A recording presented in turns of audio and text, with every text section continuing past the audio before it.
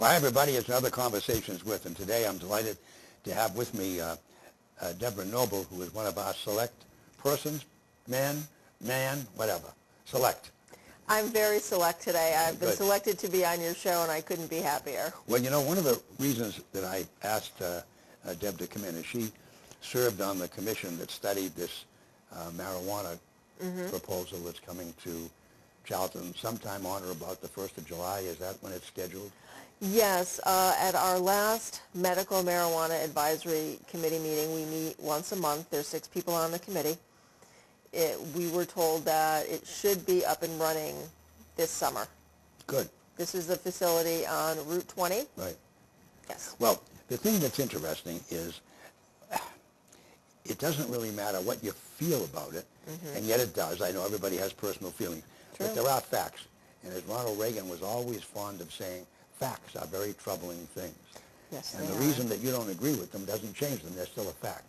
So there's a lot of facts that are out there. And sometimes, you know, there's a great book, The 4 Agreements, and one of the 4 agreements is never make assumptions. True. Because if you make assumptions, boy, can you get yourself in trouble real quick. So I thought it would be great to have you stop in and share with us some of the deliberations that you went through and separate some of the fact from fiction that may clear up a lot of thinking for a lot of people. I know that the first question I had, and we've addressed it, you talked about it earlier, but the one that I've heard more people talk about as they drive by and see this little hutch down there with, you know, some work being done, and 3 parking spaces. And that's everybody's main concern, and I think it comes from what ended up happening up at Treehouse. Certainly. They're working on that to resolve those issues. And so people, naturally, it's a very, very busy intersection. All the school buses are going back and forth. So why don't we start with that, because that's already been addressed. It has been addressed, and I know when we see the facility on Route 20 where the HealthWise Foundation will be installing the medical marijuana facility, people are seeing it right now not in its final form. It's in a very raw form, actually. So what they're going to do is they're taking that decrepit, abandoned building, and they're going to make it a brand new, bright, shiny facility that will not be too ostentatious. There's very rigid guidelines that have been put forth by the Cannabis Commission here in Massachusetts stating what signage can be, what signage can't be. They even go so far as to talk about what plants can be there and what shrubbery is allowed. But it also addresses the parking issue. So while it appears right now that there is limited parking, there are numerous studies, both by the Cannabis Commission, by the town of Worcester, by engineering companies, have been promulgated. And in its final form, there will be more than enough parking spaces, at least somewhere between 12 and 16 parking spaces for the facility itself.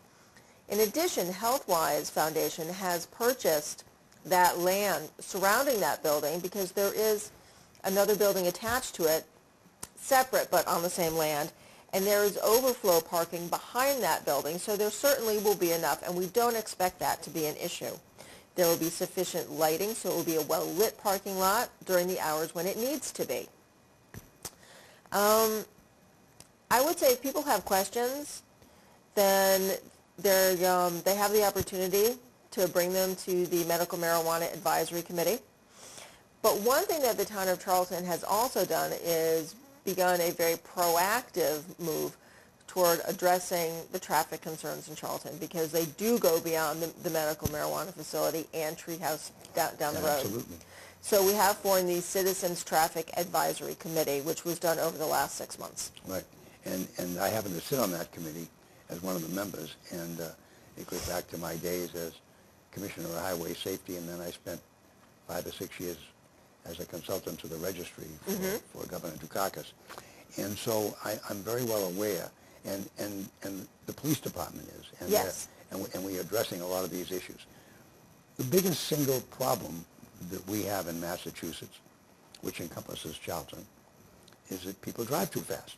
This is true. And you can address every single issue with slow down, keep a space between you and the car in front of you. Yes. Keep your car under control. The old registry rule book. keep your car under control at all times. Yes, and pay attention to what you're doing. Don't That's be right. no distracted That's right. driving.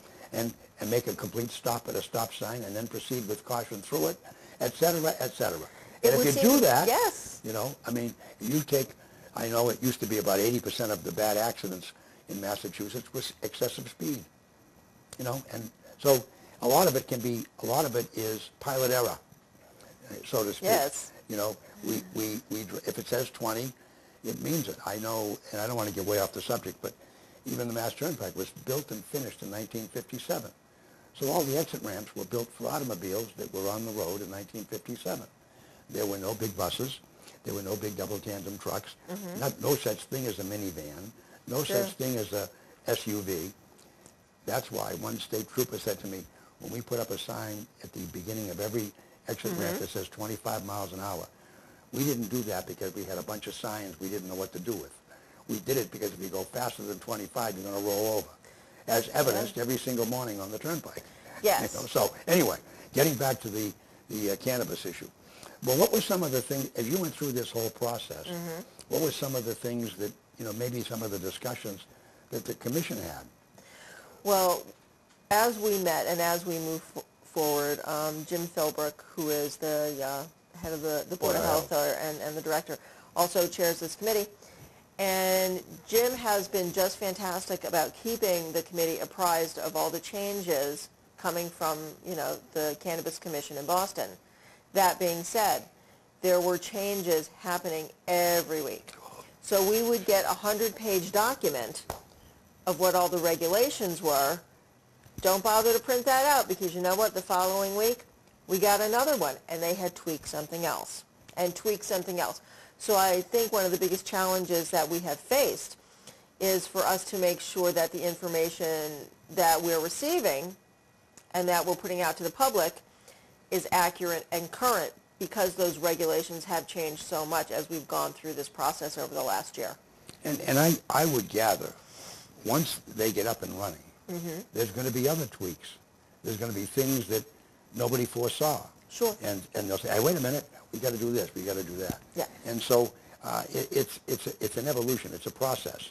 It is a process, it is an evolution. Fortunately, you know, we have states out west who've gone through this process, been there, done that. And yet, Massachusetts and Charlton and New England towns in general, we're much smaller, we're much more compact. So we're going to face different challenges. It's good that we can look at what they've done and see what's worked and what hasn't worked, but not all those scenarios will be completely applicable to what we're doing. So it will be ever evolving and ever changing. Do we have any insight yet as to any, what's the nearest one to us? Do we know?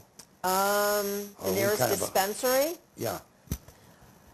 I couldn't say off the top of my head because once again that changes. If if we look at the local papers, we'll see where Uxbridge and Leicester and the Brookfields, they're all looking into getting either dispensaries or grow facilities or research facilities. They're all looking into this now. Yeah. You know, we are a very rural area and we are part of what some call the last green valley. Yeah.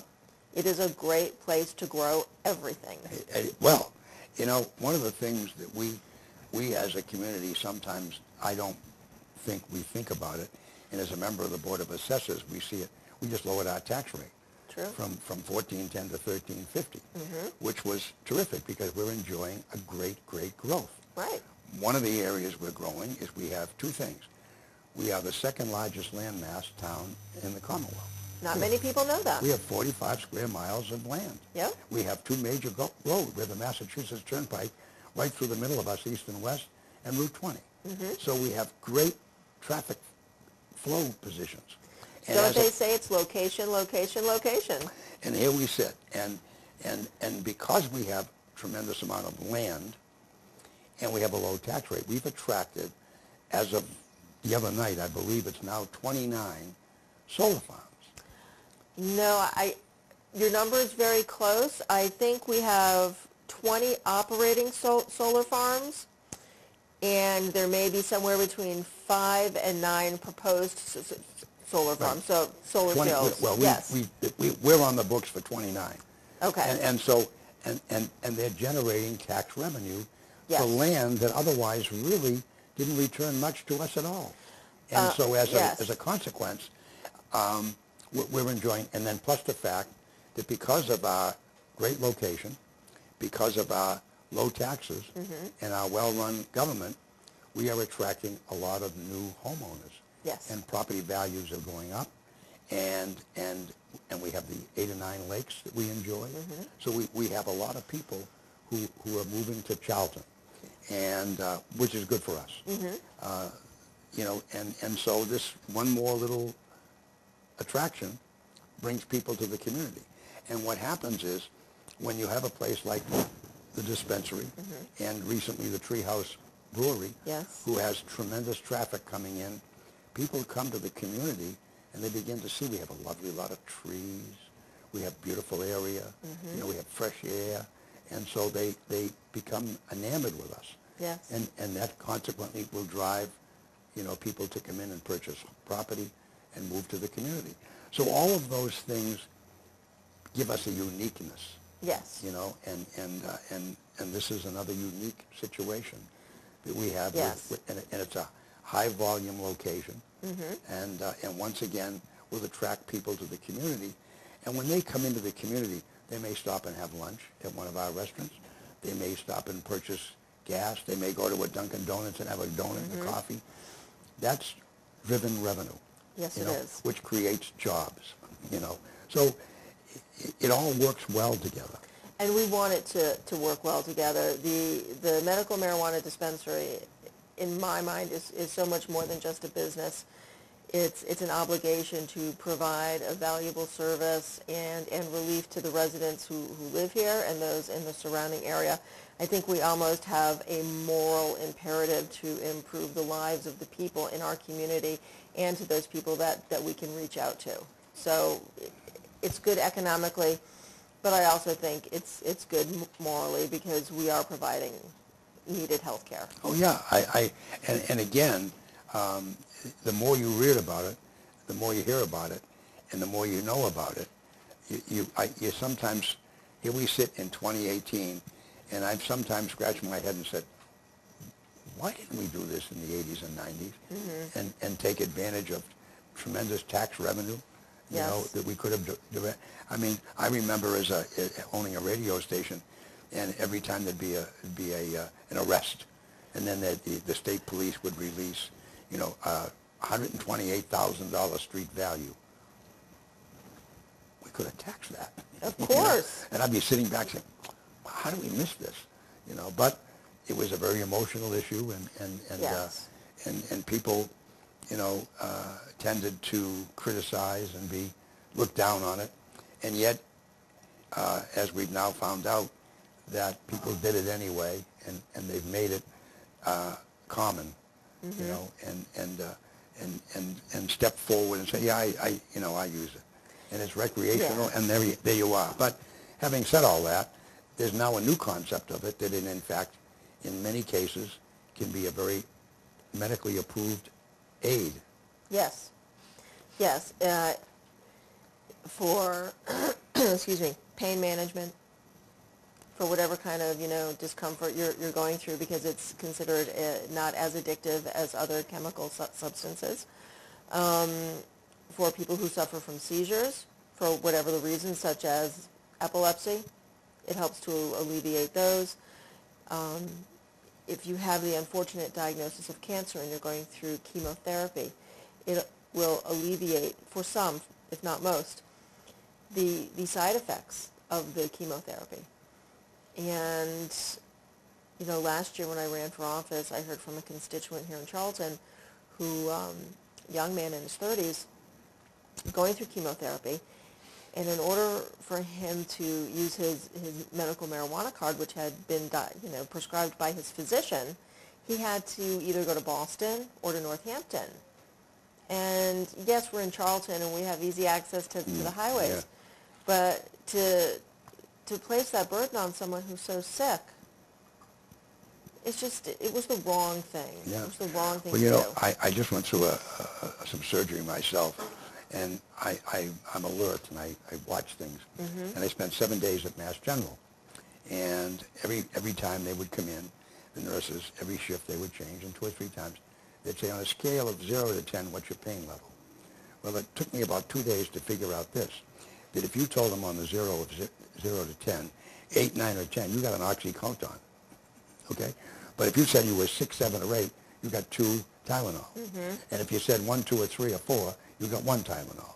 So, and yet, I had a long talk with a physician who happens to be my PCP, and he said, if they try to give you oxycodone, don't take it, Dick. It's habit forming. It's not good. You know, it may solve your problem for an hour, but it's the residual. So Yes. we see this. We see New Hampshire struggling, Yes, you we know, do. with these pills, and the kids stealing them in pharmacies and doing anything to get them. Right, and when they can't get the prescriptions, then they go to the heroin, which is cut with fentanyl, which Oh, is yeah.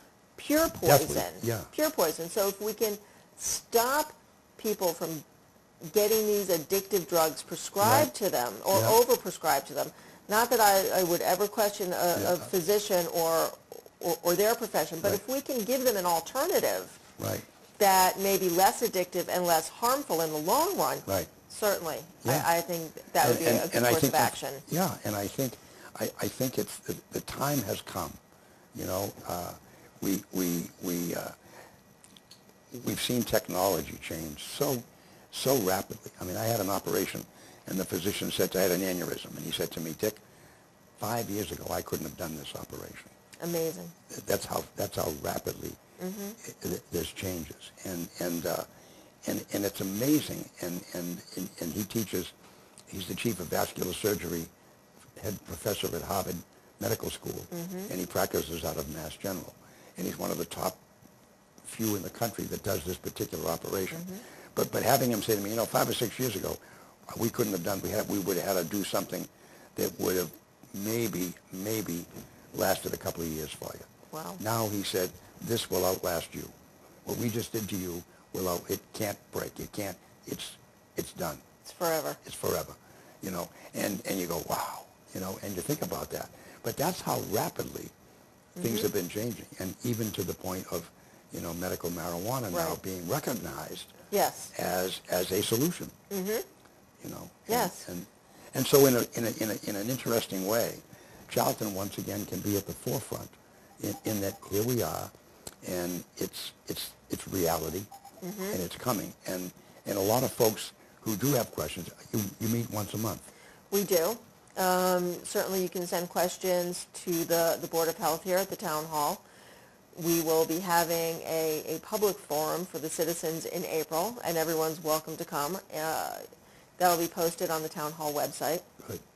We welcome questions. We do have a citizen member of the community on the advisory board. It's also, so it's her, myself, member of the fire department, a member of the police department. The chair, of course, is Jim Philbrook from the Board of Yep. Health, and also we have on there James McMahon from the HealthWise Foundation. So there's 6 of us that sit on the committee, and we meet at a minimum once a month, but we are in contact with each other throughout the month. Well, now the Board of Health will ultimately oversee it? Yes. Yes, the Board of Health is the regulatory overseeing body. Wow. So it really is regulated. Oh, gosh, yes. And It's I almost like when you told me, overregulated. well, when you told me these missiles of Yes. 100-odd pages that become obsolete 2 months later, Yes. or restructured or whatever. Restructured within weeks, because, as you said, it's evolving. Yeah. And fortunately, Charlton is on the forefront of this, and we will be evolving right along with it, so we can then help lead other towns as they look into doing Right. more in this business. At the outset, I know in watching things that many communities said, no, we're not in our town, and now they're saying, well, wait a minute. They've softened a bit, Yeah, haven't they? yeah, they have. Yeah. From actually voting, boards of selectmen actually Yep. voting, no way, and now there's a sort of a little pullback saying, well, maybe we ought to wait and see, and so but for our position, here we are in Charlton, once again in the forefront, Yes. and this will be a reality, within 6 or 7 months. Well, what did you say about facts at the beginning of our discussion? Facts are very troubling things. Yes, they are. I love that. I've used it so many times with other people, because sometimes one of the dilemmas is we have people in our society who have great vision. I always tell the story. We used to have the old Iowa test when I was in school. This is back in the 50s when I was in high school. And when I was a junior at Malden High School, I got called down to the office after one of the Iowa tests, and they asked me if I would bring my mother or father to school tomorrow. Oh, okay. So my mom went with me. My. And the reason they had my mom come in is because in the Iowa testing, I had a 99 percentile in vision, in seeing things completed. And they had me tested a second time because they did that might have been a fluke, and I still got the same score. And so they spoke with the companies that do the Iowa testing, and they say, nobody ever, that means nobody, he's the highest score ever, and they recommend that I get into broadcasting or television and into designing things, because I can look at something and see it all done. Yes. Now, the dilemma I have over the years, I scare the heck out of people, because I can say to them, now let me tell you what this is, let me show you what's going to happen. Yes. And I tell them what's going to happen, and they don't want to hear it, and they get mad as heck at me, and it's hurt me personally in some areas where I tend to be written off, and then five years later or 3 years later they'll say, he was right, and yeah, so I understand. And vision is and I always tell people, vision is someone who sees things that others do not see. And when people with similar visions get together, extraordinary things will always happen. And as you look forward and see these things, and you take advantage of an opportunity, because the opportunity was there, you have two choices. Let it pass you by, or take advantage of it. And Charlton took advantage of the opportunity, and with it came a challenge. Yes. But then the challenge becomes a great opportunity itself. Of course. You see? Every challenge is an opportunity to learn. That's right. That's all it is. That's right. So as we get past these challenges, we learn with every step. Even a mistake is an opportunity to learn, and we have to go forward with that mindset. You say that. My dad used to say to me, life is nothing but one mistake after another. And he said, that's how you learn. Yes. Now, he said there are two groups of people. There are the people who make a mistake, learn from it, and never make that mistake again. They learn and grow. And then, unfortunately, there are people who make the mistake once, and they make it over and over and over again and expect a different result. And he says, and unfortunately, those are the people sometimes that need help. But he said to me, as you grow up, you're going to make mistakes because things are going to come to you. It's the first time you've ever dealt with it. So you don't have an answer, but you come up with an answer. If it's wrong, you recognize it and never make it again. It's like they don't have them anymore, but the old Glenwood stoves when I was a kid growing up. And my mother and Nanny used to say, don't put your finger on the stove, especially when it was always hot. Well, every kid said, I got to try it. Of course. And you did. But you never did it again. No. Because it burnt your finger. And you learned the hard way. And so those were the great lessons. And here we sit in Charlton with a great, like I said to someone who was really, I think it's wrong. I said, something? Let's assume for a minute. And I said, assume is dangerous. But let's just say you're right.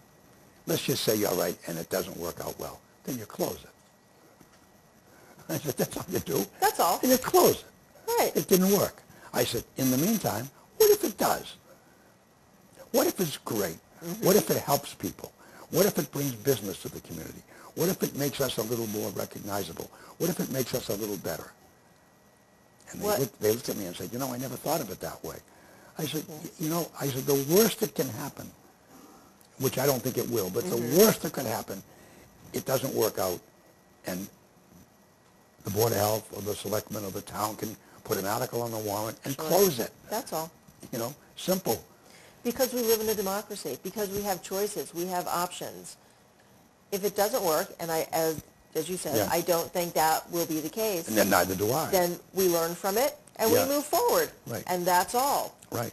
But in the meantime, we need to give this a chance. Well, we've seen other states, as you indicated, Yes. have already done it, and it's been successful, and it's worked without hoopla, and there's been all the things they accused it of being never took place.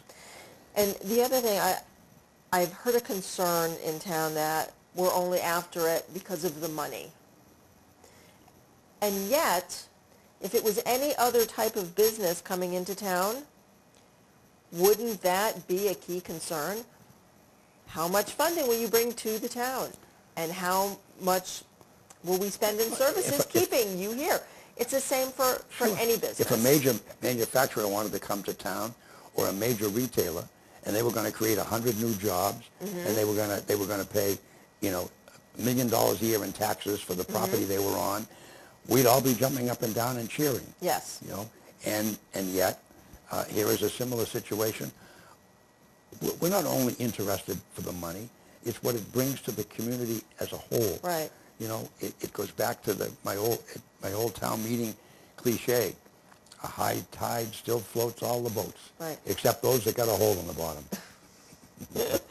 And if it was a doctor's office, or a dentist, or a chiropractor, yeah, or any other sort of medical facility coming into what was a decrepit, abandoned empty building, that's right. Empty building. An eyesore to boot. An eyesore, producing no revenue. It was garbage land. Right. If it was anything else, would it have raised such a ruckus? I don't think so. Oh, no. I don't think so. Well, there's a building going on down on Route 20, and there's going to be 2 new dentists coming in. Right. I dare say 6 people know about it. Well, that's a dentist, so Yeah. people don't really like dentists that much. So. Well, I always tell my dentist, drill anyway. I'm lucky. Maybe you'll hit some oil. But if you do, I get 80. You only get 20. There you go. But no, I'm so delighted you stopped by because, and I'm delighted to know that you meet once a month. Yes. And the invitation is extended. If there are folks out there watching today who want more questions, have some information that they're looking for, certainly attend the meetings. Where do you meet at the? We meet over at the town hall. Typically, we will meet in the Board of Health office. And all the meetings are publicly posted on the town's website. They're going to be posted on the community TV channel. Right. They're frequently posted in the newspaper. And you are more than welcome to walk into the town hall, pop into the selectman's office, leave a note for me. Yeah. I will always answer, always. Yeah. And so you're invited to attend. And that way, if you do have some lingering questions or some issues or thoughts, at least you can get feedback from 6 people who have worked on this for the past 6 or 7 months, understand what's going on, and can give you the information that you need. Most certainly. And then share with you the volumes of regulations. More than happy to share the volumes of regulations that we are required to study. Well, and we want community feedback. We are nothing else if not your servants. Well, one of the great things that I've always shared with people, we are so fortunate in small communities to still have town meetings. Yes. Because in many communities, you don't have that opportunity. You go to a council meeting or the mayor's meeting, and you get 12 seconds to say what you want to say, and then they could care less, they move right on. Where at a town meeting, you can get up and talk. Yes. And if you get 10 other citizens that believe like you believe, you can even have an article on that warrant. Yes, you can. And that's the great, great, great news about a town like Charlton. Yes, and we will be having our town meeting in May, so it's coming up. Yep, coming up. We want you there. Well, there you have it, folks. That's another Conversations With. Deb, thank you so much for joining us and sharing it with us. And, folks, there you are, another Conversations With.